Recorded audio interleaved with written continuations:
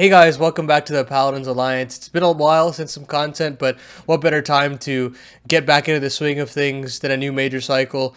Excited to get into the last RMR cycle, but particularly with the Americas region, I wanted to give kind of an international compendium of source for those viewers at home that don't necessarily know the ins and outs of some of these teams in the Americas region. And I'm excited to bring on board DarfMike, the NA expert himself, to kind of break down what we have in store for us. And, we already kind of went through this once, but I failed the recording, so we're going to do this again. They never And would have known. They I never know would have they known. never would have known, but Blind the future. I would have wanted to give them that kind of openness, I guess. But for that reason, I do want to go backwards this time, just so we have that fresh discussion and maybe that kind of discussion incites some interesting points for some of the other teams as well. So I'm going to start with Wildcard, and we're basically just going to go team by team and basically place them as best as we can in this sort of placement list. And as you'll see as this video goes later and later on, it's very difficult to kind of pinpoint those middle of the pack teams, but we're going to try as best as we can to at least give you the litmus test as to where we think these teams are right now.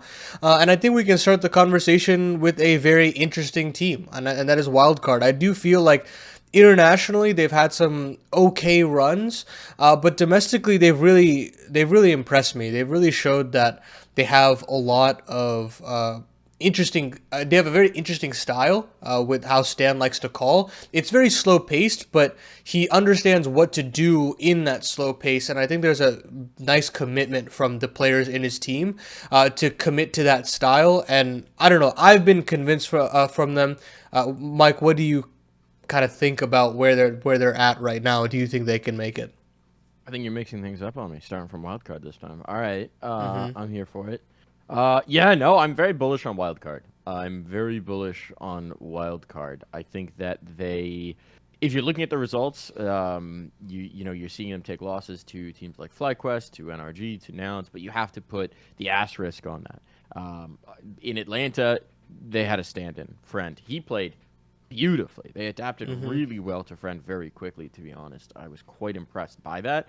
But then if you're looking at their online results in NA, you always have one of the players playing from Sweden. It's either Susp or it's Friend. They've been working, or sorry, Fuzi.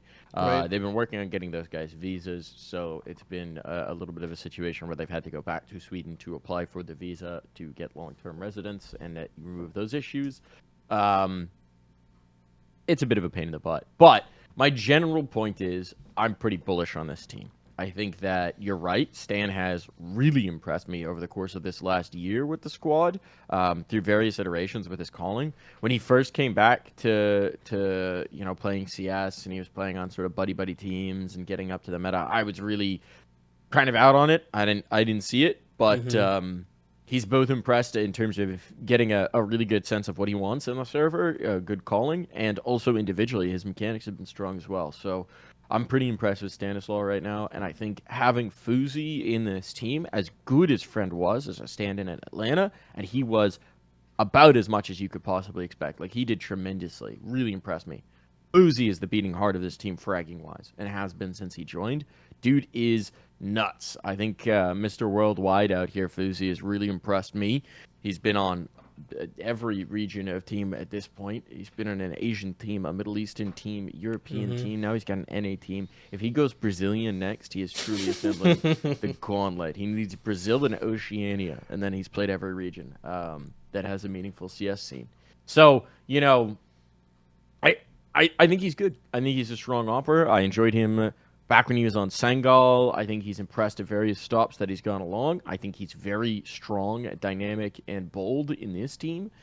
And I think behind him, Sonic's been looking nuts as well. Sonic's had some really good forms of play here in part of this wildcard roster. And so then, you'd like to see maybe a little bit more consistently from Susp and even JBA as well. But I think that you don't even necessarily need either of those players popping off, and this team is ready to do some serious damage.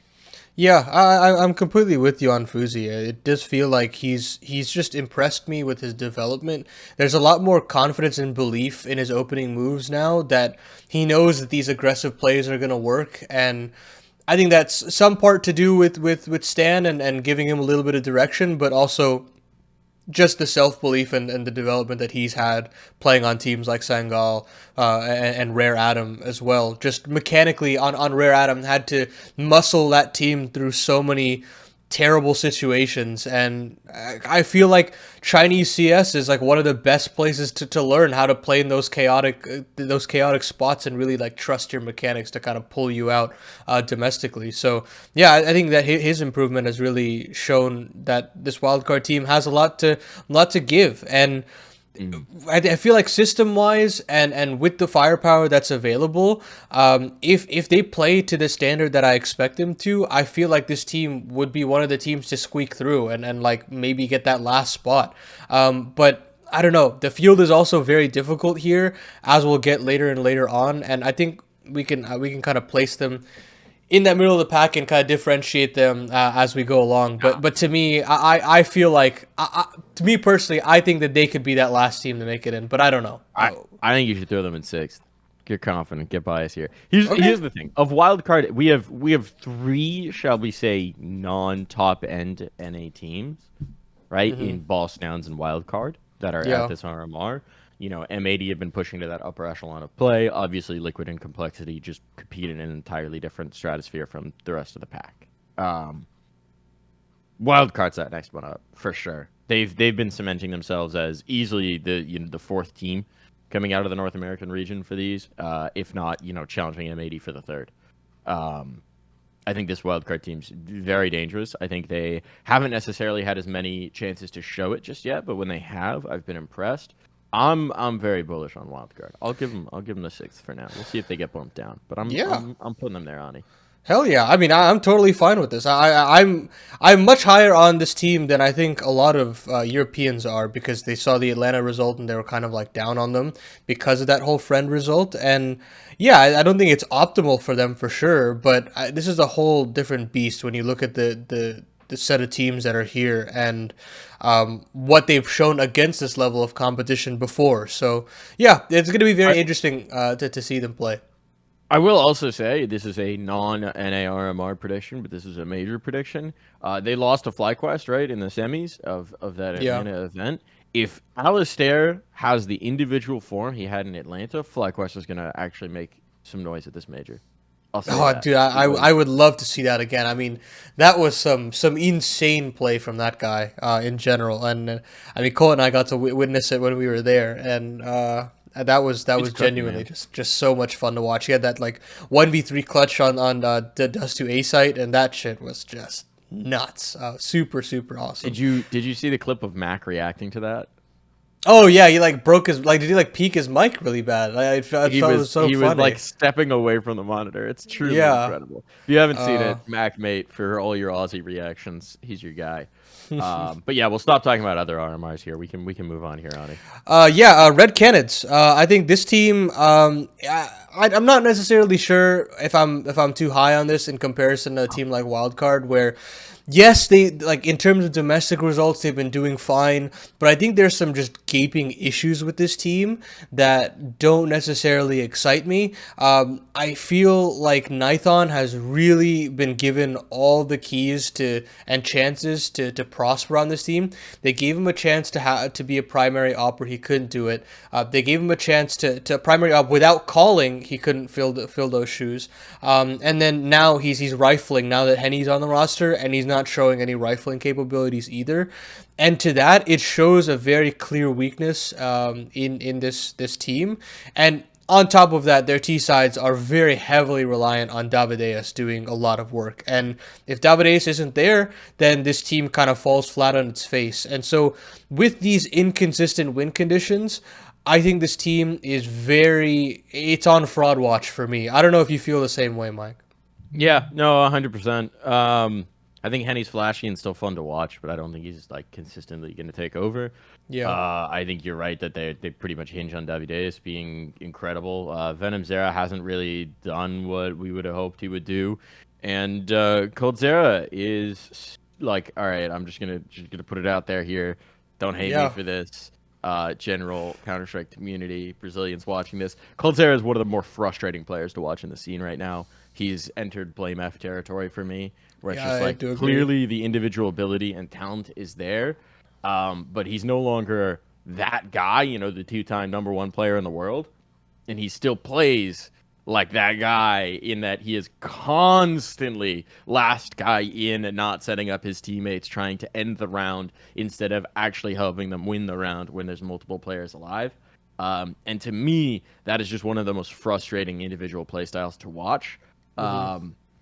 Look, like there's a fine line between baiting and genius in a lot of rounds, and I don't think Coldzera has been falling on the right side of the line more often than not as part of this team. If he changes that, like he's still fine mechanically. Obviously, he's still got a lot of skill, and I think he is a very good vet presence in terms of the way he can get them ready for competition, the way he can calm down the younger guys, the way he can prep them. The sort of aura he has as a competitor is, I think, a massive get for them.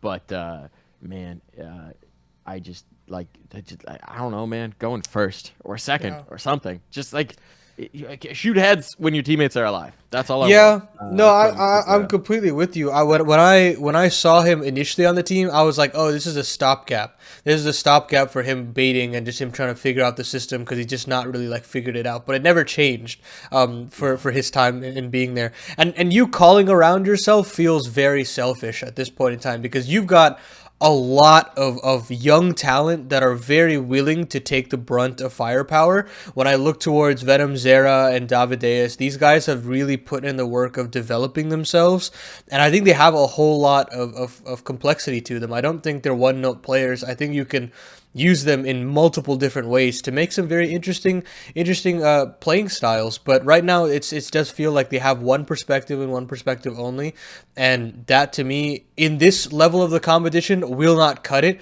When I know that there are a lot of very capable IGLs and coaches out there that do their due diligence in anti-stratting this team, and I've seen it happen domestically where they just get figured out, and once they do get figured out with their plan A's, they don't have a plan B to rely upon because Coldzera does not have that depth of playbook, and for that really worries me. Nithon is calling for this team. He's back. Oh, is he calling again? Okay, all right. Yeah, well, he's been calling for them for a while, but the same issue persists, which is that they are very one read. Like they know what they want to do at the beginning of the round. They'll do it, and what they'll do is, like, if their exec gets stalled, they'll just kind of sit there for a while and then still do the exec more often than not. Which I have seen them adjust that even in the the Pro League stint. Like I saw them adapt and improve at that. So maybe they're going to be better. Maybe they're going to be better than the last time I watched them. I don't know. It'll be interesting. To me, they're on the outside looking in, though. Yeah, I'm putting them at the 9th to 11th. Not necessarily because I'm not putting them any lower, because I still think their firepower cannot be overlooked. That's still definitely there, and there's so many situations where they are in tactical disadvantages, but they just muscle themselves out of it.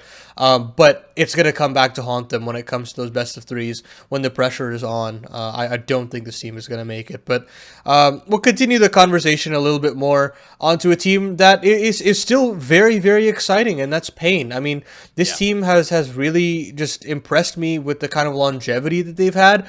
I know when they initially had their run at Copenhagen, I was kind of like, okay, I'm still not really high on this team. I still don't think they have the pieces to do it. It feels like a fluke in a lot of ways. But man, oh man, I mean, I just love Big Azera so much, and what he's done for some of these players. Just dealt such a terrible hand initially, and he's now molded so many fantastic talents that I genuinely think he is the best IGL in Brazil, and I don't even think it's close. No, yeah, I'm with you. I'm #1 Big Azera fan here. The dude is a standout player, professional, IGL, basically father to this roster more often than not. You know, him and Rick's like taking the kids around the world. He's a great dude. He's a great dude for sure. And a great IGL. And the fact that he still has individual impact while calling with less experienced pieces around him is so impressive.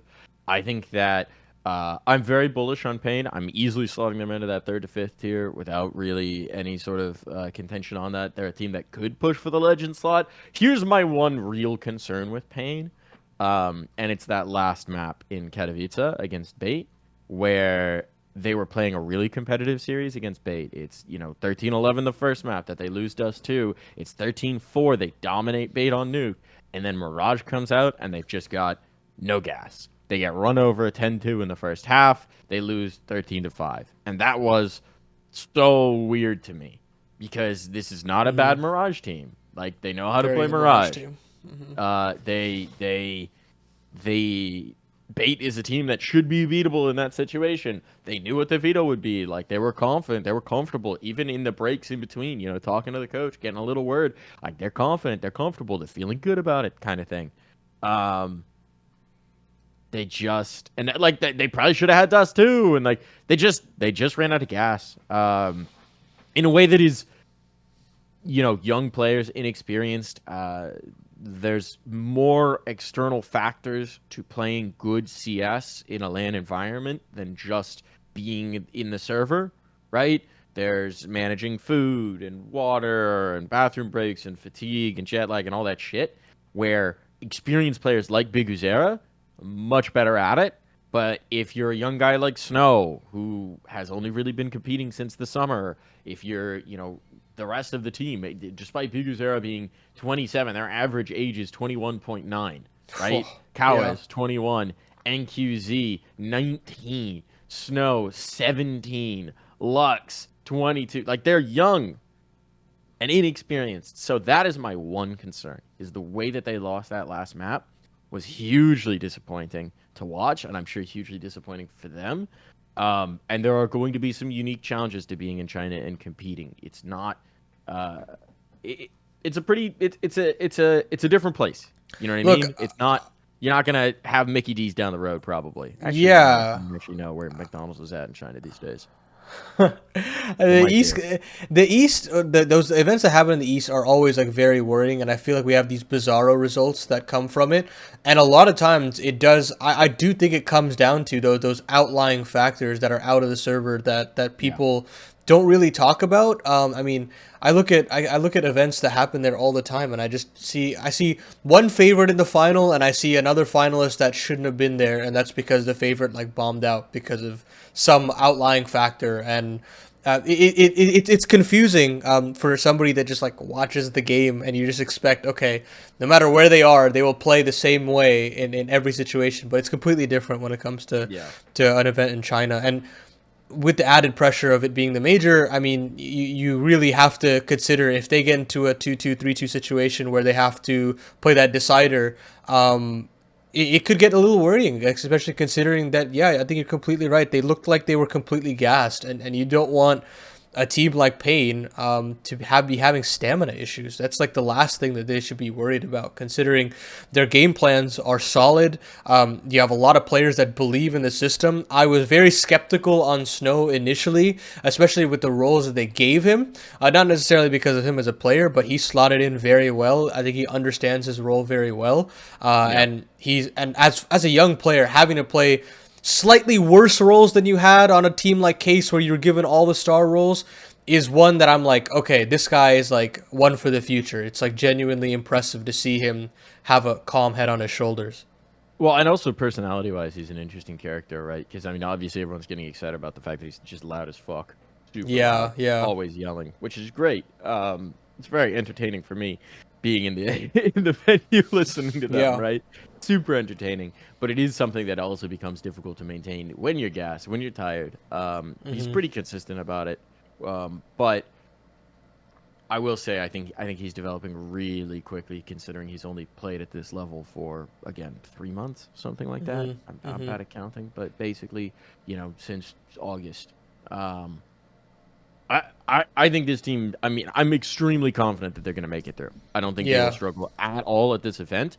I think they'll probably stomp Nouns in their opener, frankly.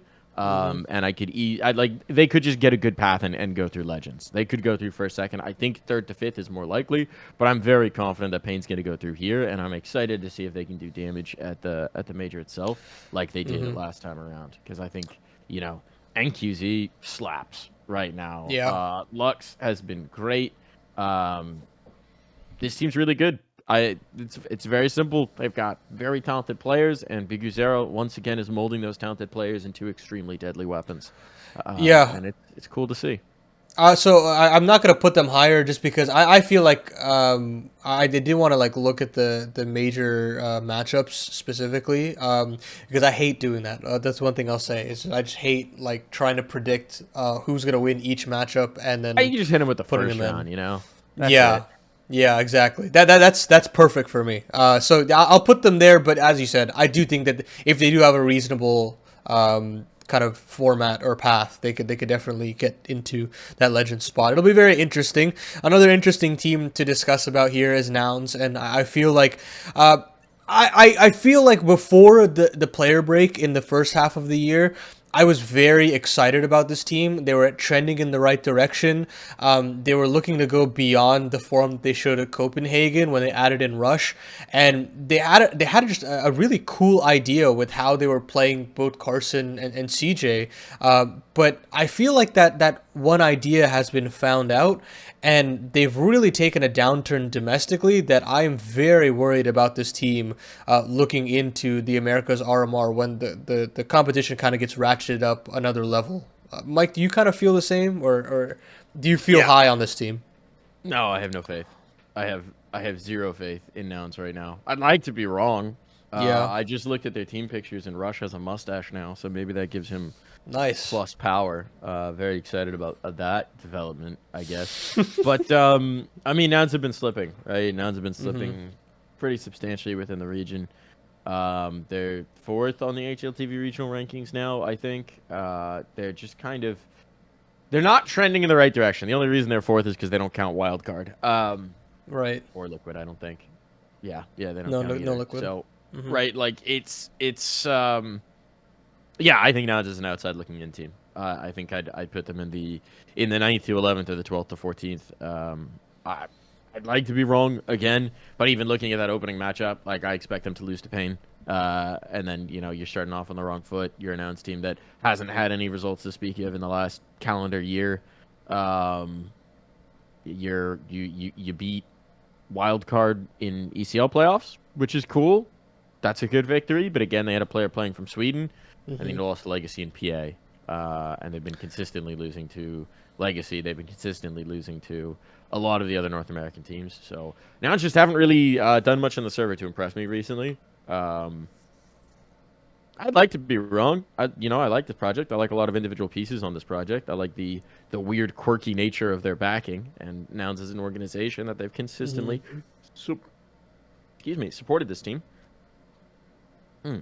Little morning coffee breath going on there, but yeah, no, I've got no faith. I've got no faith. So what do you think would be a potential change for this team? Because I feel like they're at a point where I've already seen the ceiling of this team, and it was high, yes, but I don't feel like they can ever capture that again. I don't think this is like, oh, let's get back in the lab and just like try to do the same thing with this lineup.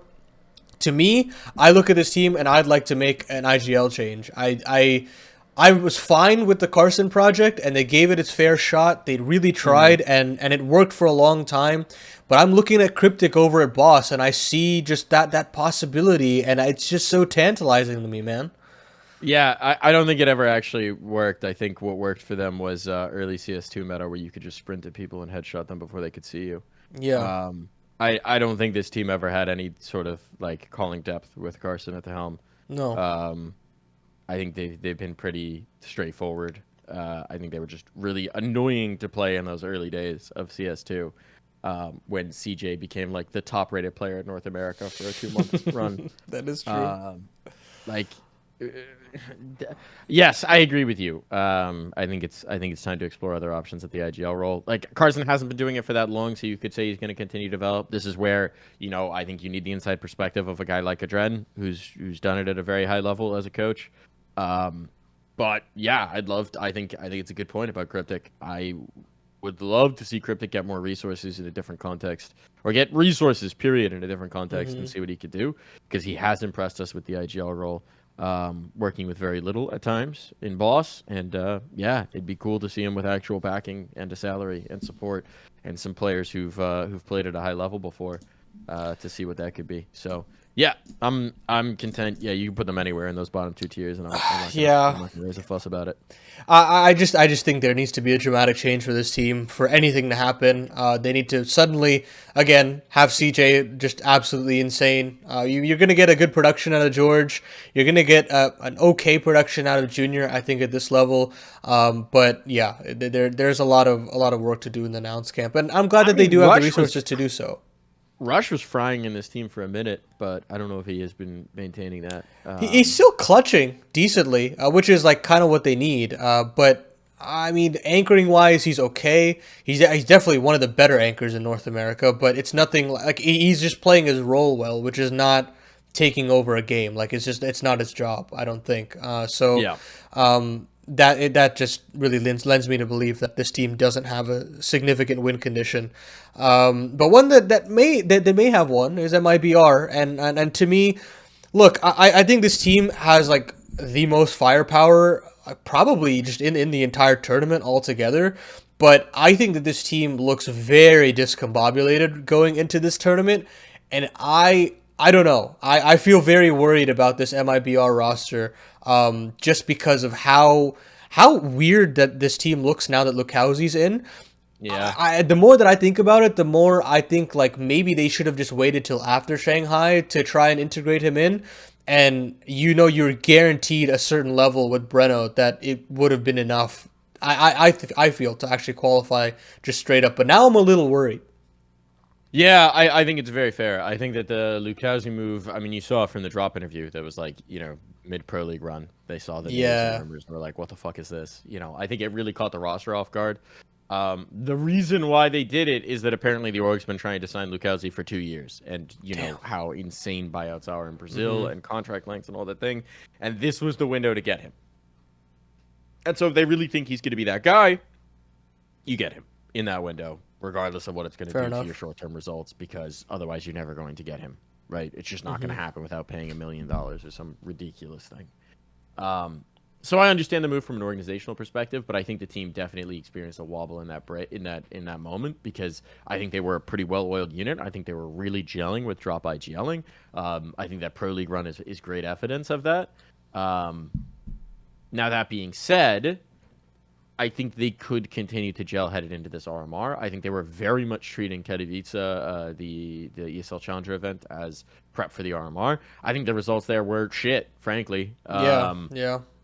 They got stomped out by Monty in one map. They went OT on their own map pick and lost. They lost to Legacy, right? Like, this is it was not good results by MIBR standard by any measure, and they were definitely disappointed in that. But their eyes were 100% on Shanghai. So I think that the question is that integration of Lukowski. Can he fill whatever Breno was bringing in terms of voice? I don't think he needs to be a voice in this team, right? You have Drop on GLing now. He's been very vocal, both in terms of what he's calling in the server, but also like emotional leadership, I would say. Like when they're having a shit map and then they go into the break and whatever, he's the guy who's leading the huddle, which I think is very impressive for a young player, for a young IGL as well. And something I like to see. I think, Insani's a strong enough voice. I think Exit, obviously coming off of that IGL, has a unique perspective and his own voice, which talking to them has been helpful for Drop in terms of like giving that secondary perspective. And I think Exit being like, I don't know, more appreciative now that he's not the IGL of how difficult that role can be. So I think this team can make some noise. I think this team could qualify. I think they probably should qualify, but I think they're in that that 6th to 9th range, maybe 5th to 9th range. That's just going to be really tough to pick in this particular RMR. That's going to be a real challenge, where like so much is going to come down to matchups and Buchholz and where you wind up and how you go and how you play in those BO1s, where we have seen MIBR have slow starts before. So I'm content throwing them in. I think they make it. I think they're gonna miss it, man. I genuinely You think like. they're gonna miss? I'm so worried about this team when I don't feel like I'm seeing the MIBR that makes me excited about them. Like I think that they're just gonna disappoint, and that's not anything to do with drop. I think he just has a huge ask to bring in such a big player like Lukowski, who on Fluxo has been given so many resources to prosper. Like the Wow. entire game flows through Lukowski on Fluxo.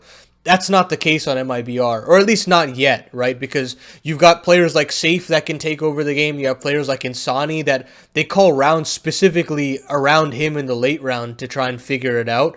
And for that doesn't really give a lot of leeway to Lukowski. Lukowski has to learn how to play with less and still play to that same standard that we know that he can produce. And I feel like this is just such a trial by fire to them that I'm worried that they're gonna be like that team that gets to the decider and they just don't have enough juice to get get themselves over the line. But then again, there are a lot of teams here that I could say the same thing about. So Yeah. I don't know. Maybe with the firepower, I'm slowly starting to convince myself that maybe they just like eke out a seventh or something like that. Throw them in. Throw them where you feel. It's your podcast. I'll throw them It's in your the seventh. alliance, Paladin. That's It's your true. alliance. That is very true. Oh, all right. Seventh. So All right. I'll put them right there. Again, as you said, like 6th to 9th is like the range that you would put them in anyways. And it's very clear that they could be that 6th place team as well. I mean, I think they could be fourth. You know what I yeah. mean? Like, Yeah. I think they could easily be third, fourth, and they could also be eighth. It's this middle of the pack from 5th to 9th is just gonna be brutal. Yeah, Right? Like, yeah, and you look, wild card probably higher than most people are gonna have them. We'll wear our Definitely. bias on our sleeve here. We're NA boys. We do of love course, NA of teams. course. It's hard to get away from that. Yeah, yeah.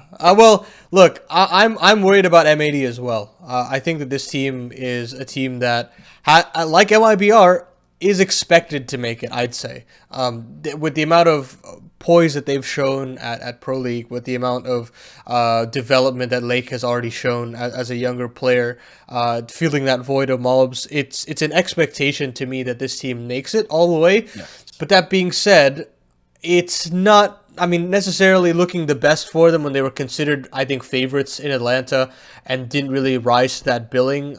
They definitely had some shortcomings across the board. I don't even necessarily think it was one player per se. It just felt like they were fundamentally just like not all there. And you know, they're boot camping now in Europe, and I think they're taking all the right steps to make sure they are prepared.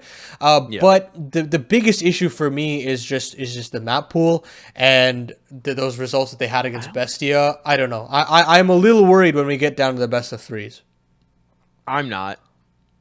I think that your concerns about their map pool, I mean, I guess we'll see, the proof being in the pudding, but I'm not super worried about it. I think that their map pool, I think that they've got strength on Anubis, they've got strength on Ancient, they've got strength on Dust 2, they've got strength on Vertigo. I think that alone is a pretty strong map pool. The Inferno and Mirage, maybe there's vulnerabilities, but I'm not super worried about it. I think that, you know, in some of their online results while they've been boot camping, they haven't necessarily been showing everything. They've probably been running a pretty stripped down playbook. Because they don't want to put anything on tape for the RMR, right? All focus at this has been for the RMR. Thunderpick, obviously, they'd like to have won it, but focus was on the RMR. And I think that, so in the Bestia matchup, right? I think that's a situation where a Bestia team had more to gain in those matchups than an M80 team did, in terms Fair. of getting those dubs, getting that confidence. They're probably showing a little bit more. They're probably putting a little bit more into it. That's excuse and cope and all those things, and that's fine. I'm fine with it being excuse and cope and all those things. But I have a lot of faith in this team. I think it's well constructed. I think they've got chemistry, and I think they got the right slap in the face by losing in groups in Atlanta, to not get remotely complacent coming off of the Pro League win. You know, that the reminder that they still have not done shit and that they need to do some shit before they get remotely complacent. Yeah, that ranking is not necessarily just going to make you cruise through this tournament. Like, I mean, you can be happy that you're one of the highest ranked NA teams, but you've still got to earn that ranking. And then they always say, right, it's harder to stay at the top than to reach the top. And they have to kind of learn that the hard way, and they haven't necessarily. I mean, they've gotten all the results to say that, yeah, they should have learned by now as to what's going on with the Thunder pick result and with the Atlanta result as well. And I know that Def and Sin are not complacent people. They're definitely these kind of individuals that have been putting in a lot of work. Definitely. Definitely, yes, definitely, and that to me, it gives me a little hope that they will patch up whatever issues that they do have. I think that Dust 2 does need some improving. It's solid enough, and same for the Vertigo. And I said this to Cole previously, but I just think that they just need reps more than anything. And if they can just scrim as many EU teams as possible, and just get that playbook as deep as possible, I think they'll be in a much better position, because to me it does feel like they have ideas as to how they want to approach some of these weaker maps, but sometimes the playbook runs dry when they are backs up against the wall and they just don't have that like pocket strat to dig them out of the hole. And that's the main thing. It's not necessarily that their game plans on these maps are poor, it's just I think the depth is lacking, and that only comes down to being pushed to those maps. When in NA, you're not necessarily doing that in an ECL level where it's just best of ones in a lot of situations. Also, critically with the map pool, they perma nuke, and which is great. Yeah, team loves to play nuke, so that's a nice immediate weapon in there. I don't know. I have a lot of faith in M80. I have a lot of faith in M80. I'm easily slotting them into that 3rd to 5th tier. I'm with you. I think they're making it. I think they're bold. I think Wildcard's my bold dark horse prediction. I don't think M80 is. I think the expectation for M80 is making it through. I haven't looked at their opening matchup. Who's their opening matchup? Boss. Yeah, they're gonna shit on Boss. Yeah.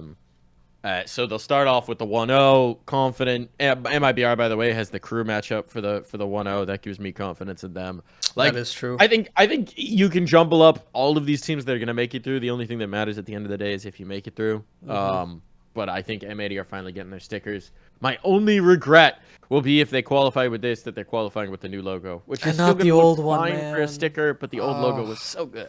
Dude, it would have been so sick, genuinely. I mean, their marketing, what like pre-new logo, were so good. I mean, that like little race car marketing that they had. It's still fine. I will say that the new logo will look fine on a sticker. The old logo was just better. It was just so good. But yeah, I think this is one of those teams that I kind of loop in with MIBR, that I expect them to make it. But if they don't, I also won't be surprised. I feel like there was that slight like kind of worry that I have. This is just me in general when I'm a fan of a team, and I feel very apprehensive whenever there's a slight downturn in performance, like I am with the Texans tonight. So we'll see how that goes. But anyways, that's for another time. Anyways, we'll talk about released today. Now that you said that, yeah, I will. So I'll jump into the Liquid conversation, because I think this is a hot topic internationally. I've seen so many podcasts about it from the EU folk. I've seen so many tweets about it.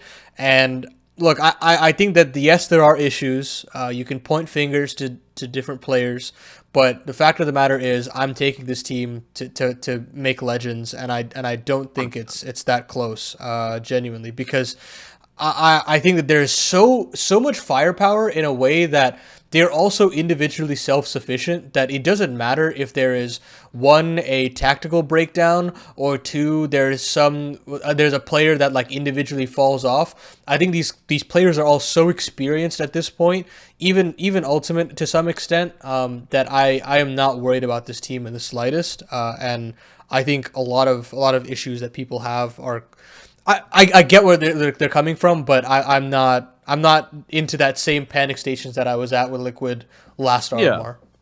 I mean, last time we had this conversation, we had basically 3 questions, right? There's three questions that you want to answer about this team. Twist's continued development as an IGL. Me personally, I've seen plenty from him already to be very happy with it, and I've seen from him the mentality as well to continue growth and improvement in that, where like he's the kind of guy who's incredibly self-analytical and critical, and wants to be great. And wants to be a great IGL, to follow in that model of Kerrigan, who is like his biggest professional inspiration. So I think that, to me, I'm not worried about the Twist IGL. Like, is he at his final form right now? 3 months, 4 months, 5 months into doing it. No. Come back in 5 years if he's continued to consistently IGL, and he'll probably be in that peak form. Like, he's the kind of guy who's going to continue to put things in the mental Rolodex as it goes. The second question mark is ultimate. His individual form, has he been figured out? Yes, to some degree. Right, this is a different ballgame once you're playing at this level, once you're competing at this level from anything Ultimate has even gotten close to doing before. No lands, mind you. So no lands, whole different environment. We saw him come out the gate strong. Mentality-wise, he's clearly got it. Individual ability-wise, he's clearly got it. But the adaptability is the thing from a top-tier opper. Once everyone's looking at your heat maps, looking at what you like to do, watching your demos, trying to predict what you're going to do when you go for the aggressive things, you got to have more cards in the deck. I think he's working on that. And then the big question mark that I don't know the answer to is Yikindar individual form. Yeah. Like, that's the one that's been a head scratcher. He has not played to his level. He's not played to his expectation. It's been a little tough. It's been a little rough. They're putting out that that video piece that was like refining your form profile of him. That was great, by the way. Really good content. Really good content. Yeah. But he's a guy who clearly lost it a lot in this last year, and I think really suffered in that last iteration of Liquid with Cadian in terms of butting heads and just not enjoying himself in a way that was consequential. But I think that there's a path back to it. I hope that he is back to that individual form, because if that happens, then Liquid is a danger at the major. I don't think it matters whether he's in peak form that they make it through here. Yeah, I'll go down the road with those questions, and I think with Twists, I think it's really exciting to see a player like him take on a role like that and still look mechanically very gifted. It's clear that like he's not selfishly calling around himself by any means, but he is still able to find some significant impact as an individual that really bodes well. Like, he could be one of the most unique IGLs in the future if he does develop on that tactical side of things. And I think he needs time to really find his identity. It's clear that you can tell that he tries to have that Kerrigan style where it's like if all the chips are down and they're losing and they're choking in a situation, he tries to overcompensate and try to have that crazy Kerrigan call in that like round 24. But it doesn't work for him. It doesn't work for him because it's just not him yet. I don't think he's figured out what his role is in those kinds of situations and how to dig themselves out of those kind of cases. And it took Kerrigan like 3 years, 4 years. It took him leaving teams and joining different projects to really figure out how to get out of that choking hole. And so I think that he's going to have to figure it out the hard way, and it's just going to take a lot of time and a lot of different pieces and basically get through all of these kind of tough spots and hope that he can kind of figure it out on the fly. But I'm not worried about that because right now the foundation is still very good, and it's clear that they're not necessarily breaking down offensively ever on these T sides, and their CT sides look stable enough because you've got some stable anchors. On the ultimate thing, It is very clear that he's been figured out. Aggressive opping is a boon, but it is not something that is just going to win you games every single time, especially when it can be very easily anti-strouted. So I think that if he can develop any sort of like post-up play, he'll be very good. I think that if he could just mix that up, just stock standard, like on Ancient, just holding Donut. If you can just sit Donut and post up and hold for the shelf peak, you'd be great. You don't have to go all the way out of Donut into mid and fight every single time. You don't have to push shelf every round. You don't have to do it. Now, I do want to build on that though. I want to make the point that the teams that are shutting him down right now are like Vitality, G2, FaZe, right? Yeah. Vitality, G2, Na'Vi, right? Like, these are the teams with the best resources and the best players in the world. I don't think Crew is going to shut him down. I don't think, I don't think Wildcard is going to be shutting down Ultimate. Like, I'm not worried in this event. I'm not worried in this event. I think that's a concern for the major. I think that's something to continue focusing on for the major. But I think for here, I mean, I don't even know if they're going to be first, second. I think that, Fury and Complexity are going to make that challenging for them. I think they could be third. But I think they're I think they're top three. So I put Liquid as second, because I think they're going to beat Complexity this time in the grudge match. Um, I I think that is solely just off of, I don't know, like Vibes. vibes. Yeah, that, for Let's say lack of a better vibes. term. Yeah, that You can say vibes. I don't want to use that word. I try my I hardest use never to vibes. use that word, but That's all yes, good. it I'm a is the host. vibes. I can say vibes. Let me do it. But yeah, I don't know. I feel like that complexity. I mean, we'll get to that conversation when we get there. But I don't know. I really like JKS. I really like NAF. I love their CT side so much. They're so exciting to watch every single time. Really, just diverse setups, and use of some of the best CT sided players in the world, genuinely. And so, very very bullish on Liquid regardless, and I'm excited to see what they can produce. On the other hand. On Legacy, I'm not very high on this team. I've gone on multiple tirades as to what I think, but I think the rifle core of this team was one of my favorites in the entire RMR. I think Barton is an incredibly underrated anchor. I think Lotto and Dumao have just turned so many heads for so long, and they've just developed so much as players. Like, I remember when they were on Godsent, and you were playing under Taco, and they were fun. They were good. They were stable. They were stable riflers. But now, especially with the calling situation, they've had to muscle themselves out of so many tough spots. And I have to credit that to just the individual brilliance and the development of these players. And of course, Sadzin as well, who's really done a lot of work, coming over from W7M. So on that token, I do think that this team is not going to make it because of Nekiz. And sounds like a lovely guy, but the calling is way too slow, and I'm just not. I don't think it can work for this team, and I think they've been figured out by a lot of rosters. And I mean, I don't know, when I see a team losing to a map to Take Flight, I start to get a little nervous, genuinely.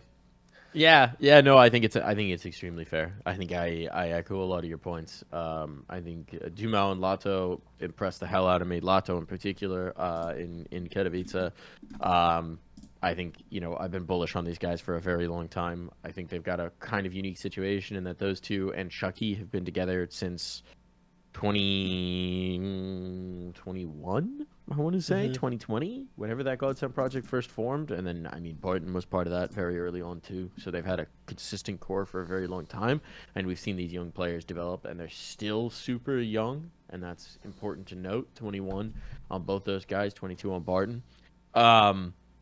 But I think I'm with you in that I don't know that Nick Hughes' calling style really works. I think that they play slow for the sake of playing slow as opposed to slow for the sake of accomplishing something. Right. And that while it's sometimes works for them that they're willing to work both sides of the map up until the last second on the clock, it also doesn't work for them because sometimes they're sitting there waiting a minute 30 before they have any meaningful encounter or information, and then that just doesn't work. So yeah, I think this team is pretty solvable. Maybe they're going to change up that pacing. That would make them a lot better, but I don't expect it. So yeah, I think they're outside looking in. I think, I'm wherever you want to put them. Yeah, I mean, look, I'm not too fussed about it. It's interesting, right? Because I see Wildcard having a very similar style where they like to play the clock down, but I think they do so much with that time. When you look at, all these players that are buying into the system, they're finding map control. They're trying to warrant a gunfight here or there. They have set up for players like Fuzi to try and get active and try to take space.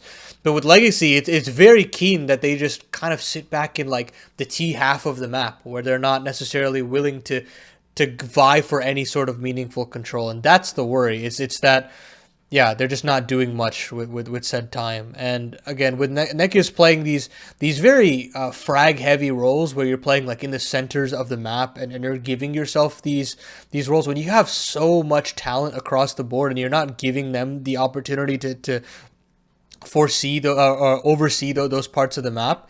That's a little worrying to me, and to me that just shows that this team is just not ready for that level of the competition, and they don't deserve to make it there until they have a very rude awakening. Because right now they've kind of coasted by beating the teams that they needed to in the close qualifier. They did their job at ECL, but the fact of the matter is they didn't qualify. They didn't qualify to Pro League, correct?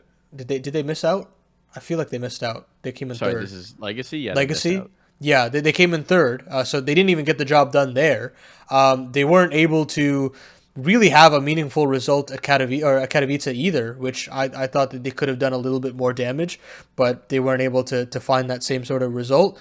So results are trending down, and I think even beyond the results, when you just look at the framework of this team, I'm disappointed in them, to say the least. I have higher expectations. I still think with the firepower that they'll be in that like 9 to 11 slot. They're not just gonna crash out, but All right. I think that they need a lot of time to just have a hard look at whether or not this calling works for this team in the long run. We're not going to spend too much time on this next team in crew, but yeah, I really like that we have a big org like them in our space, and that's really cool. I like that they're supporting Argentinian CS as well, because that region actually has a lot of talent, but it's going to take time to make them developed.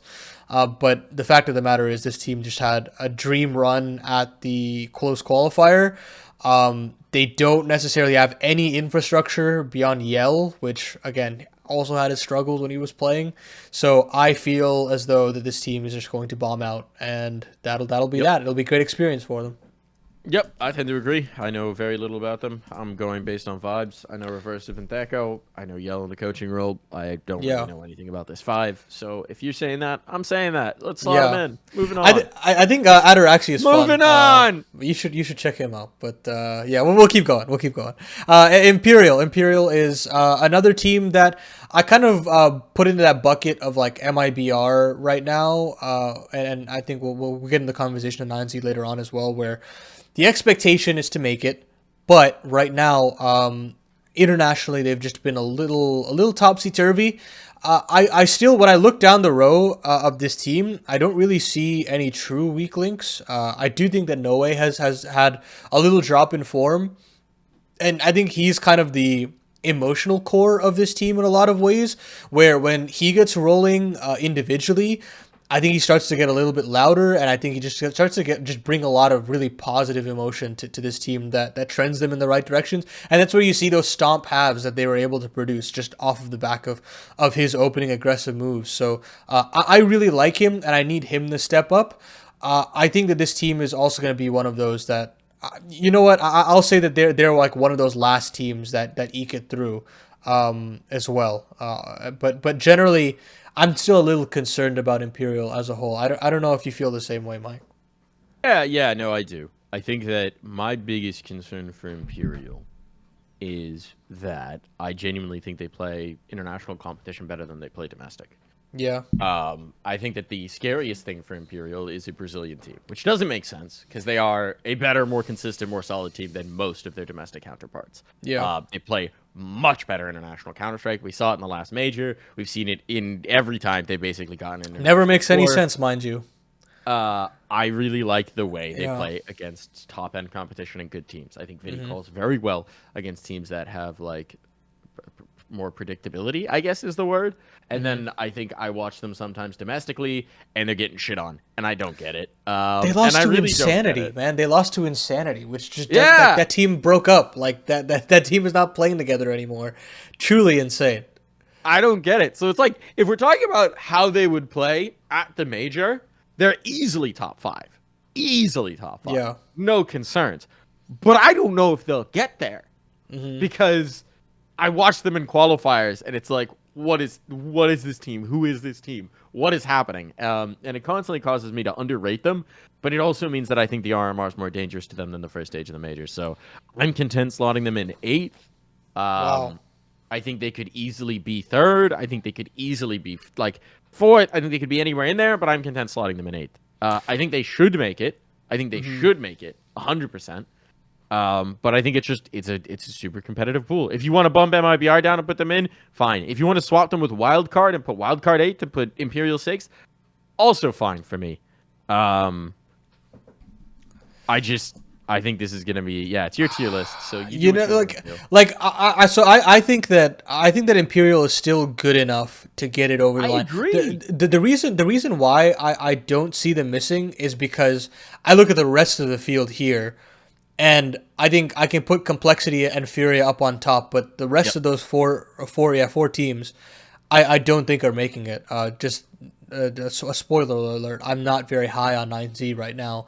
Okay. That I think that they're going to be the team that like is the one of the three that misses out. But yeah, honestly, I can just jump into that conversation there. We You're can jump to 9Z as well. you're messing up though here, Ani, Why? because anytime you make a tier list as a content creator, you need to have one thing that's going to get people mad about it.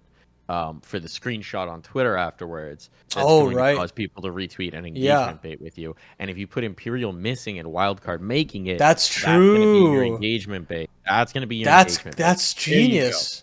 Yeah. That's thinking with portals right there. So So so and then here's what you do. Here's what you do when people get mad about the tier list. You clip this part and then mhm. you wait a day until you've gotten all the hate engagement and then you quote tweet it with this clip. Oh my God. Mike is teaching me on the fly as to 10 steps ahead. how to develop this channel, and you know what? I have to commend you for that. I'm shocked and floored. But we will, yeah. You know what? In our hearts, Yeah. we will know that Imperial should be making it, but for the sake of the engagement, we will keep Wildcard here, and then Mike can tell that he called it from the get go, and he had Wildcard making it as well. So it's a win-win. It's a win-win for everybody. Win win win win Um, win.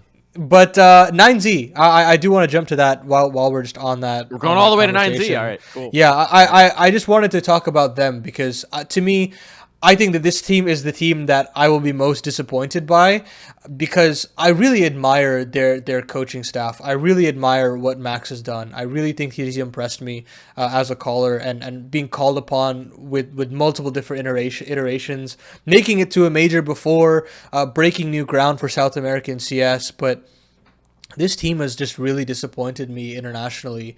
And I don't even think it's going to change when I look at their domestic results because I think that they've just fundamentally lost their identity. They're trying so hard to rekindle whatever happened at Dallas that they haven't really figured out what truly worked from that. And in my opinion, what worked from it is just how well they played Dust 2 initially, where they were picking into it multiple times. They were catching teams off guard. They were having some really cool ideas to open up when that map was a little bit more fresh in the pool. They had these cool mid smokes that they were throwing in onto door. They had these off spawn B door smokes as well. And genuinely, like it was so innovative that teams just couldn't keep up with it. And people were stunned, and they had this crazy Cinderella run. They were able to make it to the arena, and they gave a really solid fight. But ever since then, they've really tried to make Dust 2 work, but they haven't innovated upon that. And again, it's one of those situations where you can have a great plan A, but it's hard to stay at with that strong ranking as long as possible when you can't adapt and form new strategy. And for that, I have real issues with this team, and I think they're going to miss out, Mike. I hate to say it. Yeah, that is kind of a crazy prediction, considering 9Z. They also do have a. This is just a overall meta jinx situation. I don't think Scrawny and Launders are casting the RMR. I think they're starting on the major itself, which historically there's been a weird correlation between Scrawny and Launders casting games and 9Z pulling off big wins. So That's just true. throwing that out as a curse that or as a blessing, I guess, that won't be with them this time around. So making it through the RMR could be tough. I also think that one of the things I look to with this team is the individual form of Huaso Peak. I Yeah. think that he's a player who's still definitely developing within this team and growing as a player. But when you see him have strong events, the team tends to do really well. Basically, if he has a green rating, 9Z is probably winning at the event. And if he has like above a 1.05, they're probably winning very well in the matchup. So I think that you're naturally going to be drawn towards looking at DGT and looking at Martinez for firepower on this team. We know Max can deliver some as the IGL as well. It's a shame we don't have Cole here to be the #1 Max fan in existence. You're not really expecting too much from Buddha in terms of the fragging department. He does what he does. He's fine, I guess. But to me, Huaso is the wild card on this team, right? Is Yeah. the Joker in terms of you can look at him and then that tells you the temperature of 9Z. When I compare Huaso to Davideus, I feel like when I initially saw Davideus being dropped, I questioned it because I think that they both have Left? very different. Yeah, that's Did fair. he get dropped? I think he I, left. I thought he got dropped, but I could be wrong.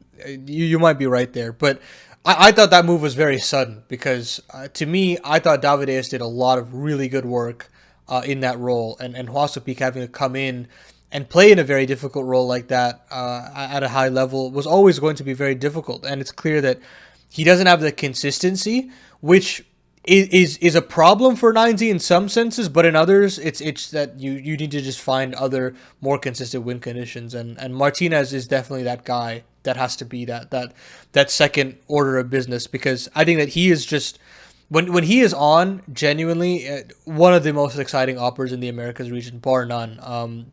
Did so much great work on Movistar, and now is a huge win condition for 9Z here. Buddha is the biggest problem for me on an individual note. I think that he's just playing a very outdated style of anchoring right now, where I don't see him getting that necessary one. He's not playing active enough to really catch teams off guard. He plays very stock standard positions on specific maps. He doesn't really have that flow chart of how to play as an anchor very well.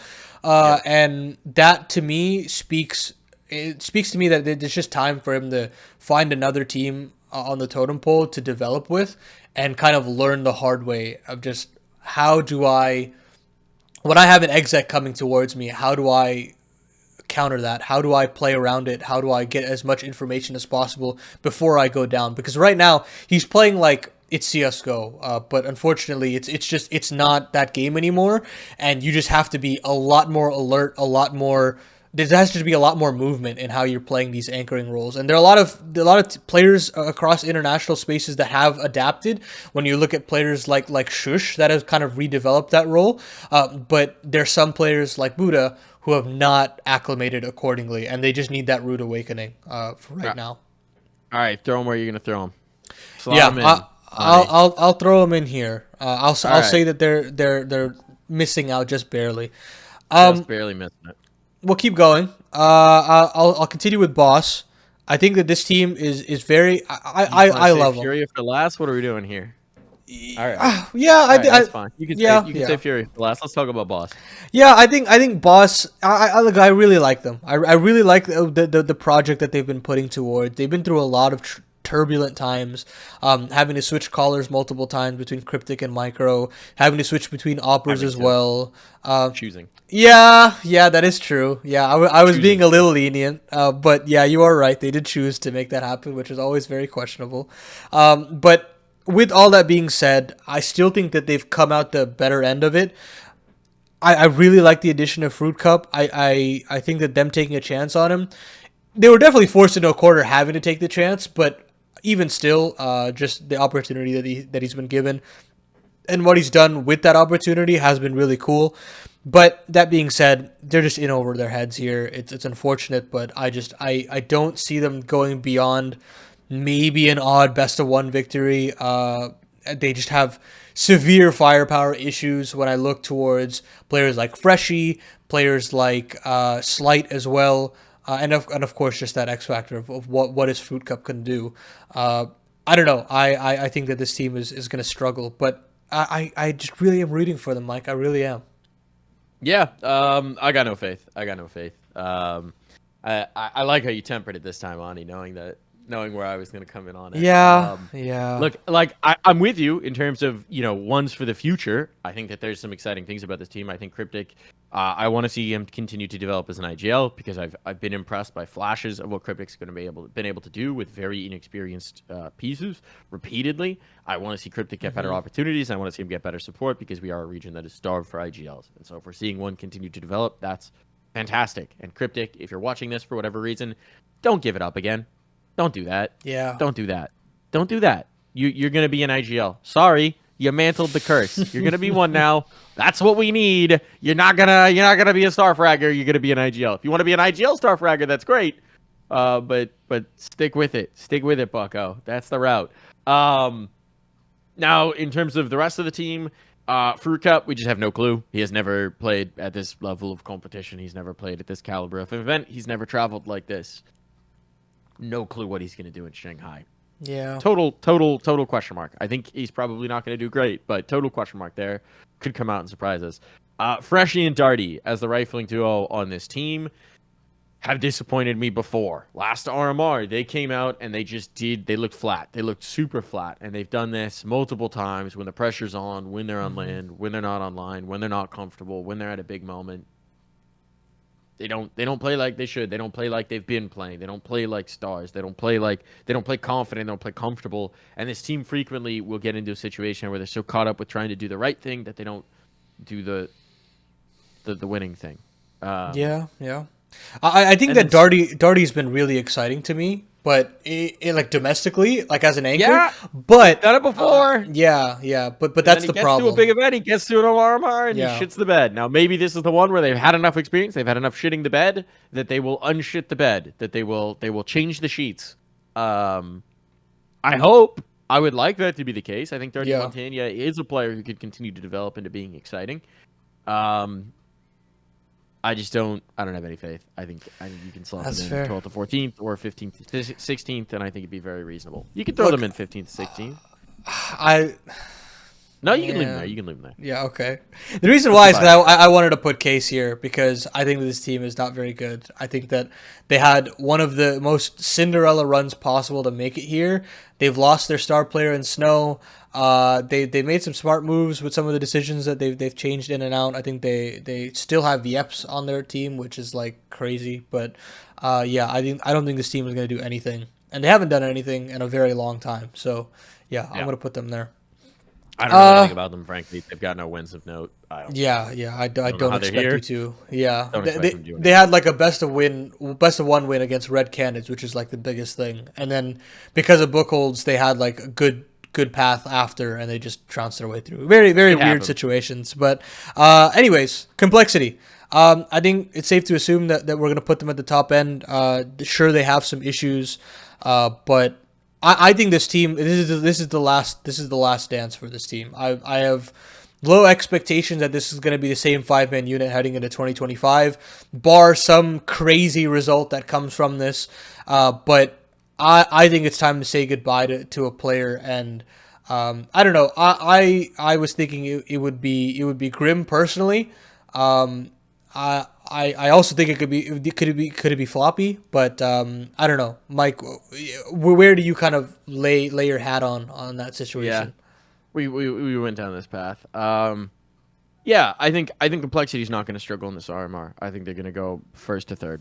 I think they'll be fine. I think they honestly could be legends. I put them third because I think Fury is going to make it, but I think it's them or Liquid, frankly, for that other legend spot is where I expect it to go. And I think it largely depends on the draw. I think that you are right that this major is kind of do or die for this 5. And I think that, but I don't think it starts with the RMR. Obviously, if they miss out here, like, holy shit, heads are going to roll. But I don't think they're going to miss out here. I think the question for them is, do they make the playoffs of the major? If they make the playoffs of the major, I think there's a compelling argument to trying to figure out why that happened, the manner in which it happened, like if they've turned a corner mentally, if they turned a corner as a 5. The problem with Complexity is that they are very tough to diagnose. What exactly is the problem? It's why I do not envy them for trying to figure it out and fix his team. It's why I do not envy Messioso as he tries to figure out what the step into the future is. I think the only reason they haven't made further roster changes earlier this year is because of situations regarding, frankly, the Valve rankings, where based on if you look at this team, here are the pieces that can move. Elige is not moving. He's the kingmaker. The only way Elige is moving is if he forces his way out of this team to go somewhere else, right? Yeah, that's the only way Elige is moving.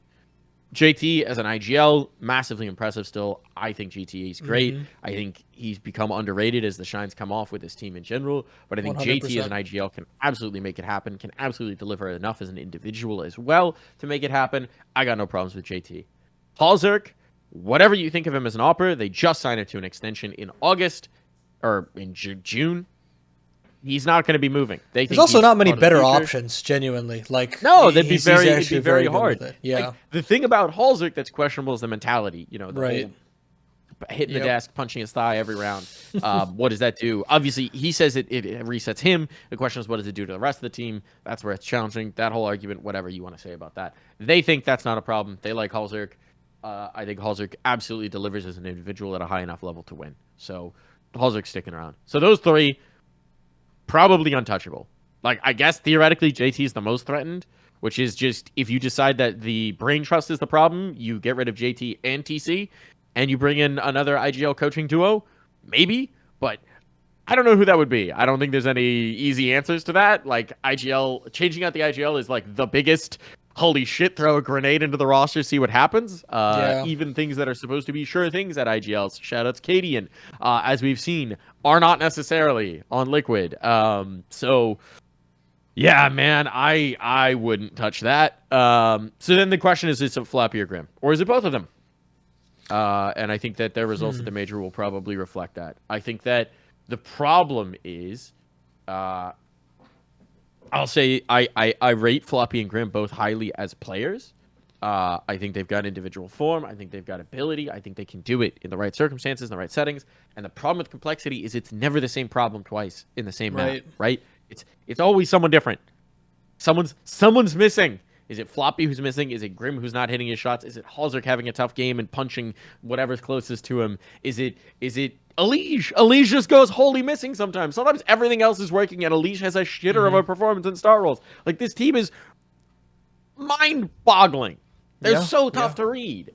And the other thing about this team is that I don't think the problem is anyone's individual ability. I think the problem is the collective headspace they get into.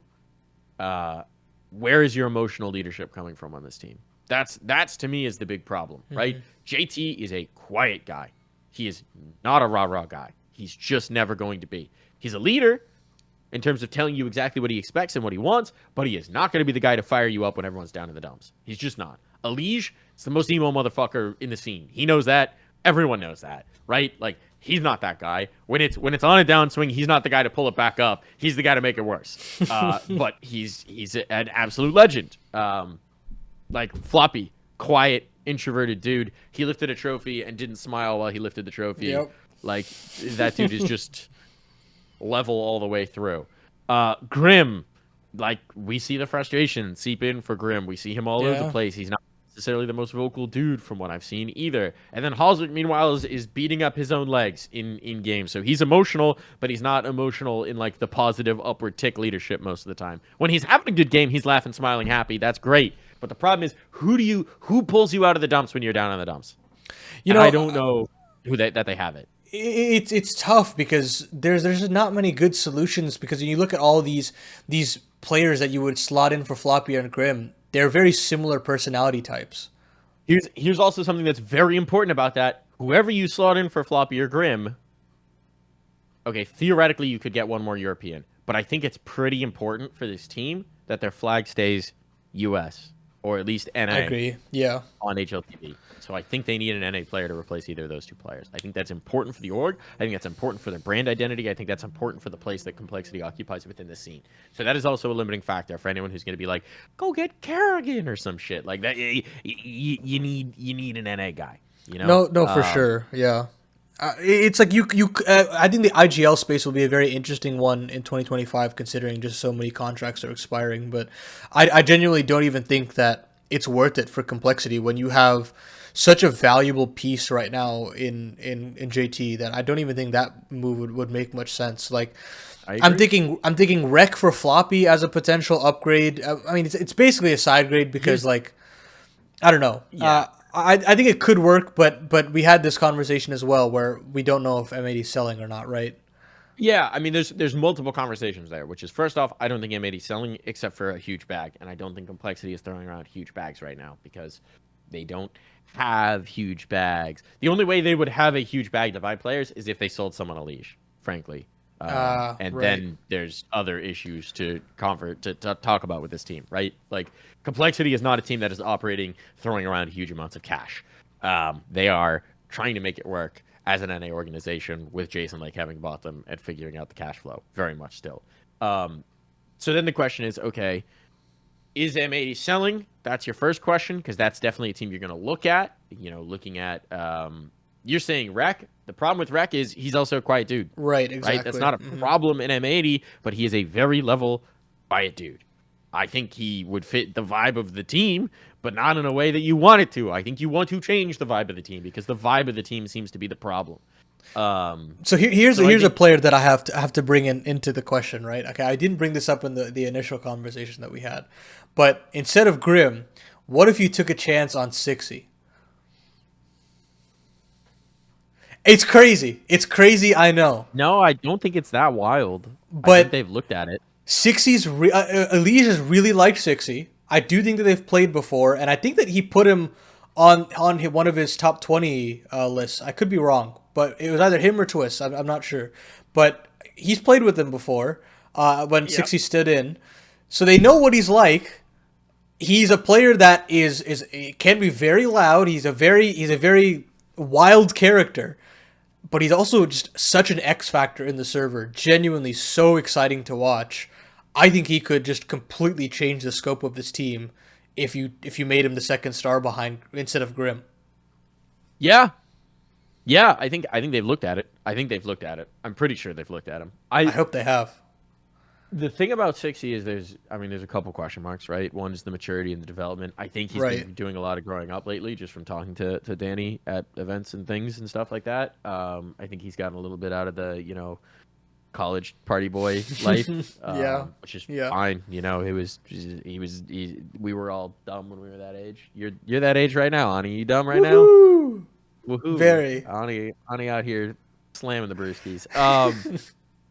Anyway, like, I think he's done some growing up, which is good. I think the problem is that the individual form's been taking a hit lately. He was in that PA team for a while. It was hitting for moments, then it didn't. Now he's playing with, and this is interesting, Undefined, he's playing with right? Steel and Ska Yeah. and Shop yeah. and MOTM. So I'm very curious to see what that's going to look like. But they've only got one match with that team so far. It was pretty shit for him individually. I don't know. The question is, how do you feel about his individual form? I think at that point. So Uh, I think that on PA there was just no true identity on that team because you had like multiple like quote unquote star players with like Sixy and Fang, and that those ideas just never meshed completely. That Sixy said, I'm just gonna take myself out of the equation and leave it to Fang, and they look much more developed now. Like now that you have Fang and OG Wizard and and Peeping as an anchor, it's like now there's a cohesive identity to PA. yeah. But I'm not I I'm just not blaming that to one person per se. Yeah, I'm just really curious about where they go. I think you could Yeah. also very much see a play for JBA. Yeah. In terms of the fact that you want an ascending talent that you can mold. I think that, again, I don't know that JBA fixes the vibe or mentality thing because I think he is also a very quiet dude. Yeah. Outside chance they bring back Sonic. Whew, I mean, if there was ever a time, it kind of would be now, right? I mean, he's been on such an upturn individually. Yeah. He's got the hunger back as well. He looked good in a complexity jersey when he stepped in. Like, I mean, I think They would totally technically fine. be losing the NA status, but it's not really. Because He's honorary. He's Well, no, honorary. I mean, Sonic actually is now. He's a full-time resident of Canada. Like, he lives in Canada. Cool. His family lives in Canada, even when he's not competing. He is a Canadian resident. We should work on getting that changed over. I mean, he could keep the flag, but, like, don't take them out of the rankings kind of thing. But I don't know how Complexity would feel about that, but it would be interesting to see Sonic come home and back into that team. He's not a rah-rah guy, but he's kind of got I don't know. He can be a bit of a shit talker. He can be a little bit more of the energy. I've seen some of the stuff that he's been saying that he was saying at like Atlanta, like that. Like that was legit. That was he's great. A troll. He's not like a shouting at them guy. He's like fair. But he's a funny guy. He can definitely improve the team atmosphere as well. And he seems to be a lot more, I guess I would say, Teflon in the mentality of like things don't get him down as easily as they do some other people. So I don't know. It'd be interesting. Complexity. I don't envy the fixing complexity question. Yeah. I don't envy it. And again, if they make a playoff run, maybe they don't make any moves. I think very interesting 2025, man. I'm so excited to see what Messioso and Jason like decide to do with this team. They've got a boatload of different things that they can try, but I'm sure either way it's going to cause some uproar in the community. But Stay tuned, I guess, for complexity. We'll move on to Bestia. This is a team that honestly I feel very excited about. I'm very high about them, but I just don't think that they're of the caliber to make it. I'll be a little bit more tepid than I was the first time around because I think when I look at the actual field, when we've actually put all these teams on the paper, I don't see them overcoming Imperial. I don't see them overcoming MIBR. And if I had to go for a head-to-head with Wildcard, who are placing as these dark horses, I wouldn't put them over them either. And that's the main issue. And then you've got to get through that entire field of 9Z, Legacy, and Red Canids, where calling identity issues aside, there is just so much firepower on that team that I think that even though this is probably the best chance Bestia have to make it through with all that turbulence, I think that they're still going to miss out. Yeah, I think so. I think I'm with you. Depends on where you want to put them. So I wanted to put them here and then throw Legacy down here. That's fine. I don't have any issue. Honestly, my view is once you're below 8th, I don't really care where you slot them particularly. That's fair. You didn't make it. Like, you missed it. Fair. It's one thing if you just miss and you're the 3-2 team that doesn't make it because you lost the 7th place decider game, but everybody else you missed out. Yeah. If you lose 3 matches at the RMR, you lost 3 matches at the RMR. It doesn't really matter how you did it. Now, yeah, I mean, I agree with you on Bestia. I think that their results in Thunderpick beating M80 very exciting. But also they lost to Big and they lost to 3D Max and they've lost to MIBR and they lose to a lot of good teams consistently. And I think even if you look at those M80 games, there is one thing that is the same for both of them, which is that Thomason had just a nutty individual performance. Nutty individual performance. In the 2-0, he had a 1.95 rating. In the 2-1, he had a 1.42. He went off. Now, he is a good player, but if we're expecting him to put up a 1.4 or higher every series that they have, then yeah, I think they'll make it through. But I don't think that is a thing that you can reasonably expect of someone not named Donk. Yeah. The problem right now is that they just don't have any win conditions beyond Toma. You have Luchov, who I think is a great addition, but you have this gaping issue of Noxy not being an elite tier opper. You've got Zoc and Naz that are not expected to produce, just considering their roles, and that's not going to change. You're not going to have a crazy event from them. I think that those are the 2 players that I would write off, and not necessarily because they're poor players. It's just not their role. They're not expected to, and that's when you put a lot of shoulders on the leader. And I have seen him step up in a lot of key maps, but this is just a different field. It's a completely different field. And then you've also got to bring into the question of LAN experience, where they've played 2 of them, and they've not necessarily looked good at both of them. Well, they had the CBCS Masters where they made the final. They had a big win over either Pain or Imperial, I forget which one. And they played Red Canids in the final. They got reverse swept, and it was actually really entertaining to see them talk a lot of shit towards these Red Canids players, and it shows that they've got the fire, they've got the hunger. But at the end of the day, it's that firepower issue that will really worry me. I don't have any problems with their game plan. I think they had a great initial game plan against M80, completely caught them off guard. I mean, they had some beautiful T-side calling from Noxy in that regard, on Dust 2, I believe, and Mirage.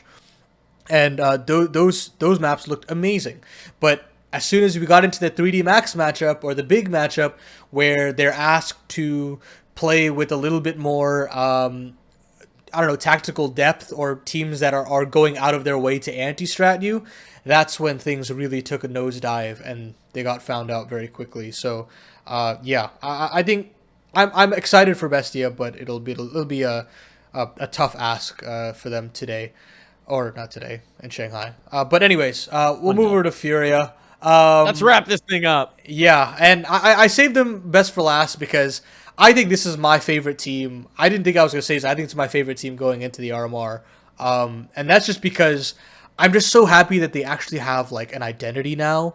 Like I love Skulls on this team. He's happy, he's smiling, he's clutching.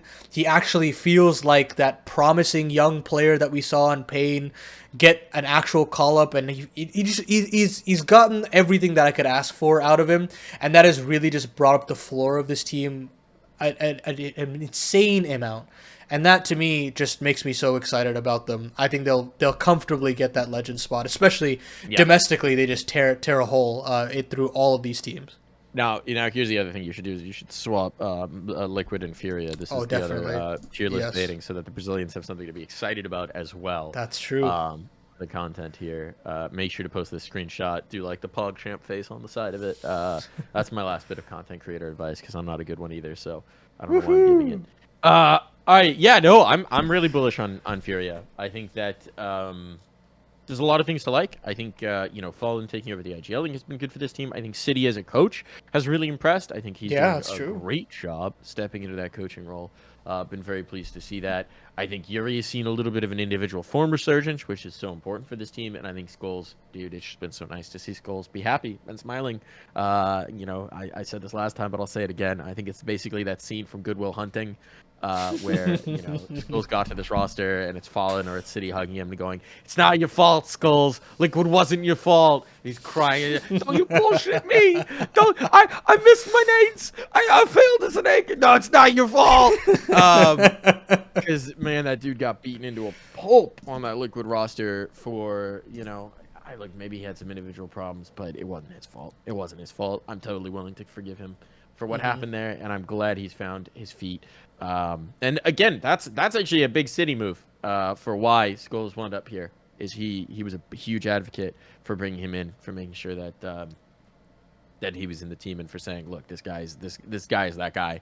Don't worry about what happened on Liquid." So shout outs to him. Shout outs to Skulls. I think they're doing really well. Queserado still Queserado, right? Like, I think this team gives you a lot to be excited about. I think they've been playing their best CS in years. So yeah, I'm absolutely content logging them as first, second. I think they'll go first. I think they'll be legends. I think they're a damn good team.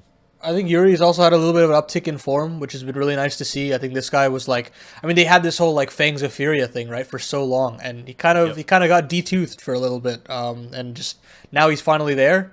He's finally back a little bit more, and I think he's in his boyfriend arc of like getting he's dating the Navy girl, and now he's wearing the freshest clothes and getting the tattoos and getting ripped, and he's in his glow up.